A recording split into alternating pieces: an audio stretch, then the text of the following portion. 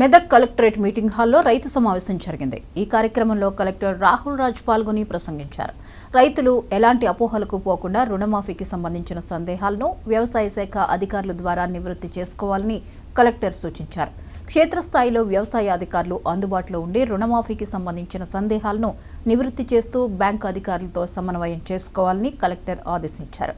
ఈ కార్యక్రమం అదనపు కలెక్టర్ వెంకటేశ్వర్లు, జిల్లా వ్యవసాయ అధికారి గోవింద్, జిల్లా సహకార శాఖ అధికారి కరుణ, జిల్లా లీడ్ మేనేజర్ మూర్తి, సహకార సంఘం చైర్మన్లు, అధికారులు, రైతులు పాల్గొన్నారు.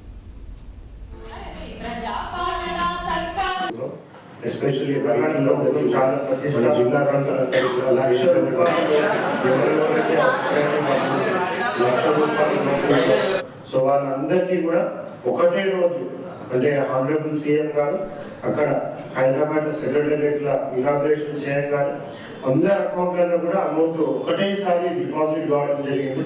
సో చాలా పెద్ద ఎత్తున మరి ఇంతకుముందు ఎప్పుడు లేని విధంగా ఆ రోజు 18 జూలై రోజే మన జిల్లా వ్యాప్తంగా కూడా సుమారుగా 47,000 మంది రైతులకు 238 crores వాళ్ళ అకౌంట్లను కూడా జమ కావడం జరిగింది. మనం ఒకటి ఏర్పాటు చేసుకుని గ్రీవెన్స్ సెల్ మండల అగ్రికల్చర్ ఆఫీసర్ దగ్గర కానివ్వండి, లేకపోతే డిస్ట్రిక్ట్ అగ్రికల్చర్ ఆఫీసర్ దగ్గర కానివ్వండి, అగ్రికల్చర్ ఎక్స్టెన్షన్ ఆఫీసర్ దగ్గర కానివ్వండి, వాళ్ళ గ్రీవెన్సెస్ ఇవ్వని కూడా చెప్పినాం. సో ఆ గ్రీవెన్సెస్ అన్ని కూడా నోట్ చేసుకున్నాం.